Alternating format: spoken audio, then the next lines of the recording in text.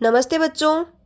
आज मैंने आपके लिए अर्धवार्षिक परीक्षा 2025 के लिए कक्षा 12th विषय इतिहास के महत्वपूर्ण प्रश्न पर वीडियो बनाया है। ये छोटे छोटे क्वेश्चन हैं जिनसे आपके क्वेश्चन आते हैं। आगे मैं जो कल वाला वीडियो बनाऊंगी, कल मैं आपके लघुत्तरात्मक और निबंधात्मक क्वेश्चन का बनाऊंगी। जब तक आप इनको अच्छे से देख करके याद कर लीजिएगा। इसमें पहला क्वेश्चन है, जुते हुए खेत के अवशेष या जुते हुए खेत के साक्ष्य कहाँ से मिले हैं? कालीबंगा से मिले हैं, जो कि कहाँ पर है? हनुमानगढ़। और हनुमानगढ़ कहाँ पर है? राजस्थान के अंदर। वेरी वेरी इंपॉर्टेंट, कई बार पूछा गया क्वेश्चन है। जुते हुए खेत के अवशेष है, जुते हुए खेत के साक्ष्य कहाँ से मिले हैं अपने को? कालीबंगा से। सेकंड क्वेश्चन है, बौद्ध ग्रंथ और जैन ग्रंथ, बौद्ध और जैन धर्म के आरंभिक जो ग्रंथ हैं उसमें कितने महाजनपदों का उल्लेख है? तो उसमें कितने महाजनपदों का उल्लेख है? उसमें 16 महाजनपदों का उल्लेख है। आगे है धर्मसूत्र और धर्मशास्त्र में। वेरी वेरी इंपॉर्टेंट, कई बार क्वेश्चन पूछा गया है कि धर्मसूत्र और धर्मशास्त्र में कितने प्रकार के विवाह को स्वीकृति प्रदान की गई है? तो ये 8 प्रकार के विवाह है। इसमें से 4 हैं ये उत्तम श्रेणी के हैं और इसमें 4 हैं वो निम्न श्रेणी के हैं। यानी कि 4 को सर्वोत्तम विवाह के प्रकार में गिना गया है और 4 को निम्न प्रकार के विवाह में गिना गया है। चौथा क्वेश्चन है अल बरूनी का।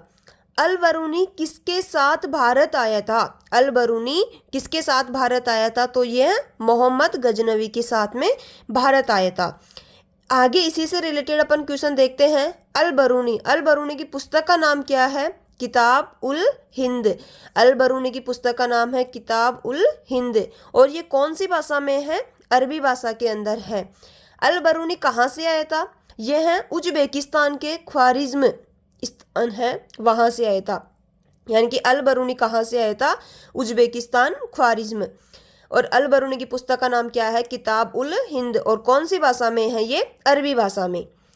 आगे नोट इसी के रिलेटेड अपन देखते हैं, इसी से रिलेटेड। रिहला किसकी पुस्तक है? इब्न बतूता की पुस्तक है। किसकी पुस्तक है ये? इब्न बतूता की। और इब्न बतूता कहाँ से आया था? मोरक्को, अफ्रीका से। इब्न बतूता जब यहाँ से वापस वहाँ जाता है तो वहाँ पर यह रिहला नाम का एक ग्रंथ लिखता है और इसके अंदर यह भारत के जो पान है उसके बारे में बताया था इन्होंने, और नारियल के बारे में बताया है, और डाक प्रणाली के बारे में इसने अच्छे से वर्णन किया है। आगे बात करते हैं Travels in the Mughal Empire. यह पुस्तक किसकी है? बर्नियर की। और ये कहाँ से आया था? फ्रांस से आया था। कहाँ से आया था ये? फ्रांस से आया था, यानी कि फ्रांसवा बर्नियर।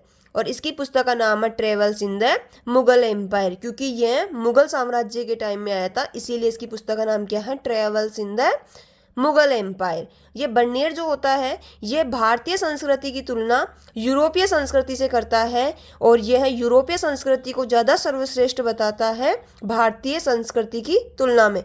यानी कि भारतीय संस्कृति को निम्न श्रेणी की बताता है और यूरोपीय संस्कृति को उच्च श्रेणी की बताता है। बर्नियर कहता है कि यहाँ की हवा भी दूषित है, यहाँ की मिट्टी भी दूषित है और यहाँ के लोग भी, जो दास के बारे में, इनके बारे में इन्होंने बहुत बुरे तरीके से वर्णन किया है अपने इस ग्रंथ में।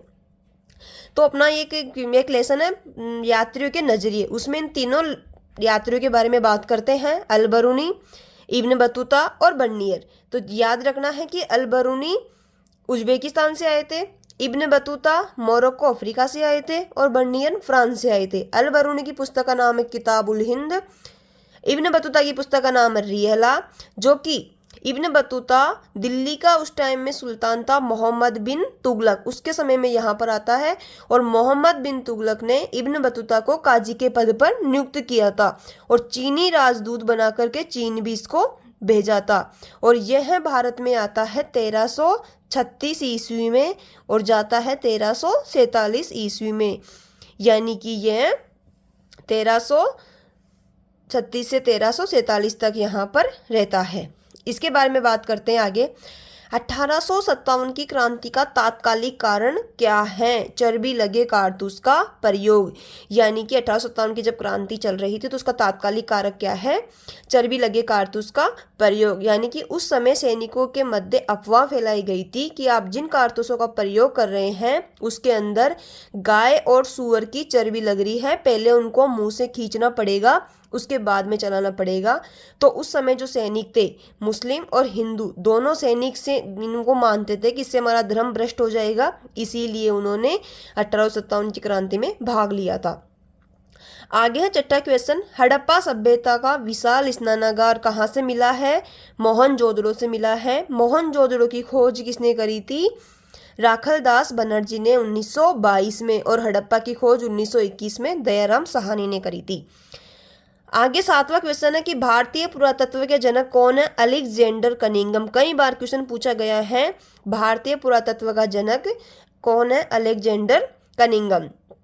आगे है, इंडिका की रचना किसने करी थी? इंडिका की रचना मेगस्थनीज ने करी थी। मेगस्थनीज कौन था?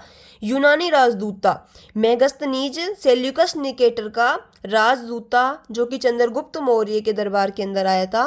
चंद्रगुप्त मौर्य का विवाह है सेल्यूकस निकेटर की पुत्री हेलेना से होता है, और सेल्यूकस निकेटर राजदूत बना करके चंद्रगुप्त मौर्य के दरबार में मेगस्थनीज को भेजता है। मेगस्थनीज किसकी रचना करता है? इंडिका की रचना करता है। भारतीय संविधान सभा का जनक डॉक्टर भीमराव अंबेडकर। भारतीय संविधान सभा का जनक कौन है? डॉक्टर भीमराव अंबेडकर। और प्रारूप समिति का अध्यक्ष भी डॉक्टर भीमराव अंबेडकर थे, प्रारूप समिति का अध्यक्ष। आगे बात करते हैं कि बर्नियर पैसे से क्या था। अपन ने बर्नियर की बात कर ली, बर्नियर की पुस्तक की बात कर ली, बर्नियर कहाँ से आया था वो बात कर ली। अब बात करते हैं कि बर्नियर पैसे से क्या था। तो यह पैसे से चिकित्सक था, यानी कि डॉक्टर था। आगे बात करते हैं, मिट्टी से बने हल की आकृति कहाँ से मिली है? लोथल से मिली है। कहाँ से मिली है? मिट्टी से बने हल की आकृति लोथल से मिलती है, जो कि कहाँ पर है? गुजरात के अंदर है। गुजरात में लोथल कहाँ है? गुजरात में है। आगे, कौरव प्लस पांडव का संबंध किस वंश से है? कौरव और पांडव का संबंध कुरु वंश से है। आगे 13वें क्वेश्चन की बात करते हैं कि सांची के स्तूप का संबंध किस धर्म से है? सांची के स्तूप का संबंध किस धर्म से है? तो ये है बौद्ध धर्म से है। किसी भी स्तूप का नाम आ जाए, सभी स्तूपों का संबंध बौद्ध धर्म से है। Very very important Sanchi. और सांची कहाँ है? मध्य प्रदेश के अंदर है। आगे 14वां क्वेश्चन है, विजयनगर साम्राज्य की स्थापना। विजयनगर साम्राज्य की स्थापना 1336 के अंदर होती है। दो भाई होते हैं, हरिहर व बुक्का। ये दोनों भाई मिलकर के विजयनगर की स्थापना करते हैं। कब करते हैं ये? 1336 के अंदर। कुदाल किसका प्रतीक है? अपन ने बात करती दो प्रकार के किसानों की, हल और कुदाल के बारे में। तो जो कुदाल है, कुदाल पहाड़ी लोगों के किसानों के प्रतीक था, जो कि छोटी छोटी कुदालों का प्रयोग करके पहाड़ों पर जंगलों को जला करके कुदाल से कृषि करते थे, और जो हल से कृषि करते थे वो हल किसान के रूप में आते हैं। संविधान सभा के अध्यक्ष doctor Rajendra Prasad. Very very important. संविधान सभा के इसको बोलते हैं स्थायी अध्यक्ष। जो डॉक्टर राजेंद्र प्रसाद है ये स्थायी अध्यक्ष थे। और अस्थायी अध्यक्ष की बात करते हैं तो सच्चिदानंद सिन्हा थे। संविधान सभा की 3 बैठक होती है, 9 दिसंबर, 11 दिसंबर और 13 दिसंबर को। तो 13 दिसंबर को स्थायी अध्यक्ष बनते हैं डॉक्टर राजेंद्र प्रसाद, और 9 दिसंबर को अस्थायी अध्यक्ष बनते हैं डॉक्टर सच्चिदानंद सिन्हा। इस समय में जो अध्यक्ष बनाया जाता था वो सबसे जो वरिष्ठतम यानी कि बुजुर्ग व्यक्ति था उसको बनाते थे।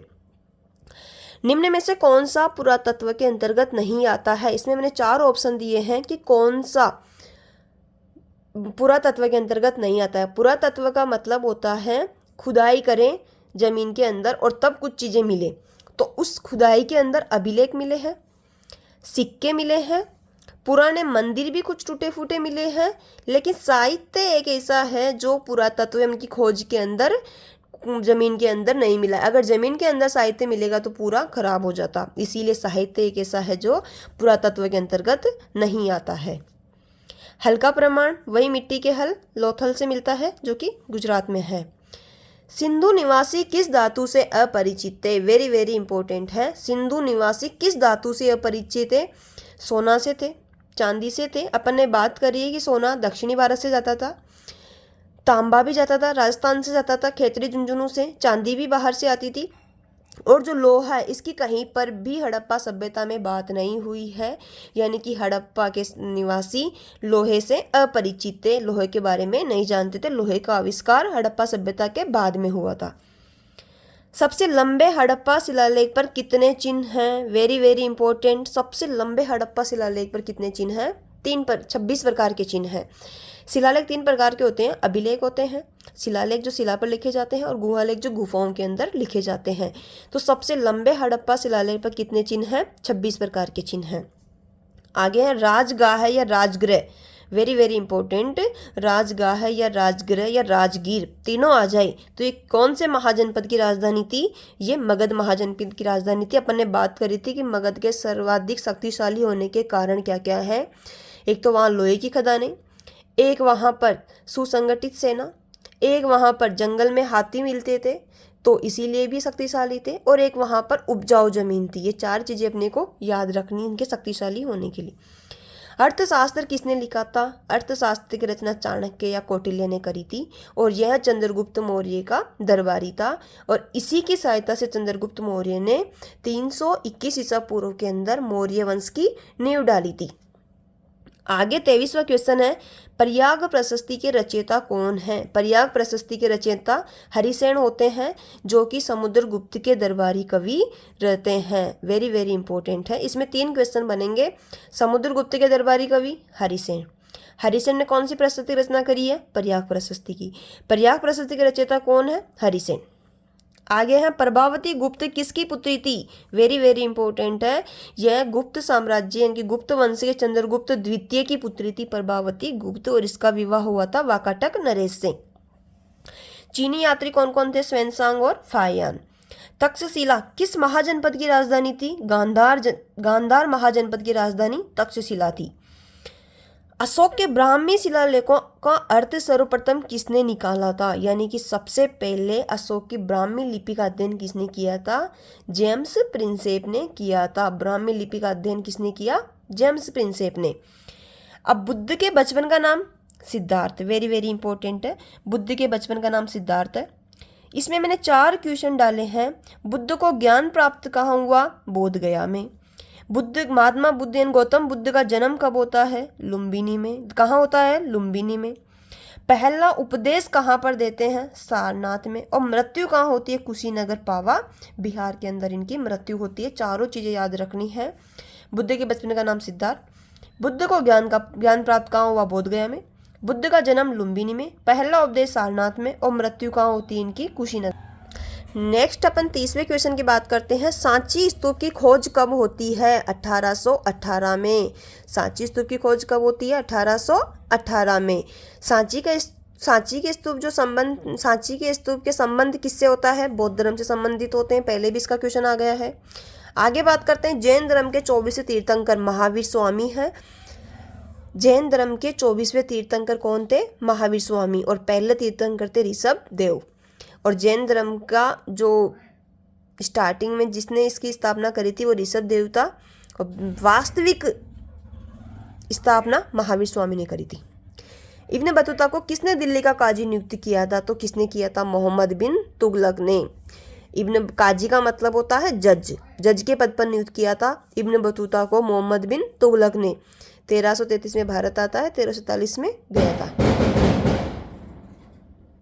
कौन सा यूरोपीय यात्री भारत में ही बस गया है? Very very important. मनुची एक ऐसा यात्री था जो भारत में ही बस गया था। इब्न बतूता आया था वो भी चला गया, बर्नियर आया था वो भी चला गया, अलबरून आया था वो भी चला गया, लेकिन मनुची एक ऐसा यात्री था यूरोपीय यात्री जो भारत में ही बस गया था।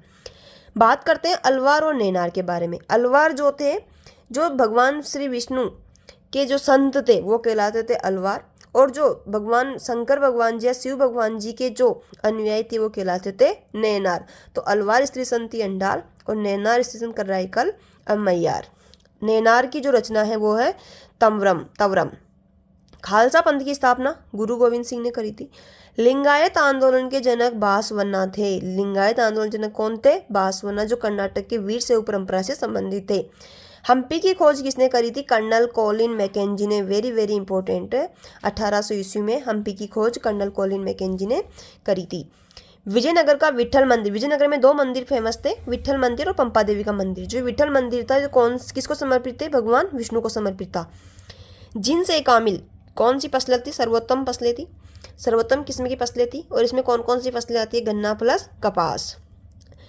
आगे स्थायी बंदोबस्त कब लागू हुआ? 1793 में चार्ल्स कॉर्नवालिस ने लागू किया था। 5वीं रिपोर्ट में क्या क्या चीज़ें थी? 5वीं रिपोर्ट में जमींदारों और किसानों की अर्जियाँ थी, कलेक्टरों की रिपोर्ट थी और राजस्व विवरण से संबंधित थी। इसका चौथा क्वेश्चन आएगा उपयुक्त सभी, तो इसमें आंसर ये आएगा उपयुक्त सभी। अमेरिका गृह युद्ध कब होता है? 1861 के अंदर होता है। महात्मा गांधी के राजनीतिक गुरु कौन थे? गोपाल कृष्ण गोखले। महात्मा गांधी जी का एक अलग से पूरी चीज़ समझाऊंगी मैं एक तरफ से। महात्मा गांधी जी का जन्म 2 अक्टूबर 1869 को पोरबंदर गुजरात में होता है। यह 1893 के अंदर दक्षिण अफ्रीका जाते हैं, वहीं पर ये सबसे पहले सत्याग्रह करते हैं। और जब 1915 में यहाँ आते हैं तो चंपारण में 1916 के अंदर चंपारण बिहार के अंदर सत्याग्रह करते हैं। इसके बाद में खेड़ा में करते हैं, अहमदाबाद मिल मजदूर के साथ करते हैं। 1919 में खिलाफत आंदोलन को असहयोग आंदोलन से जोड़ करके असहयोग आंदोलन चलाते हैं। इसके बाद में चोरी चोरा कांड हो जाता है, जिससे असहयोग आंदोलन वापस ले लेते हैं। 1927 में साइमन कमीशन आता है, जिसमें एक भी भारतीय सदस्य न होने के कारण उसको go back to Simon Commission का नारा दिया जाता है। 1930 के समथिंग सविनय विज्ञान आंदोलन चलाते हैं। 1942 में भारत छोड़ो आंदोलन चलाते हैं। तो ये इनके महत्वपूर्ण आंदोलन थे, इनके बारे में अपन अलग से बात करेंगे। गांधी इरविन समझौता कब होता है? 5 मार्च 1931 को होता है। वेरी वेरी इंपॉर्टेंट लास्ट का क्वेश्चन है, हिंदी को राष्ट्रभाषा बनाने की वकालत संविधान सभा में किसने की थी? हिंदी को राष्ट्रभाषा बनाने की वकालत संविधान सभा में किसने करी थी? आर.वी. धुलेकर ने। इसके बारे में कल वाले वीडियो में अपन बात करेंगे लघुत्तरात्मक और निबंधात्मक क्वेश्चन के बारे में। 24 क्वेश्चन में जो मोस्ट वो दूंगी। धन्यवाद। जब तक आप इनको अच्छे से पढ़ लीजिएगा। बाय।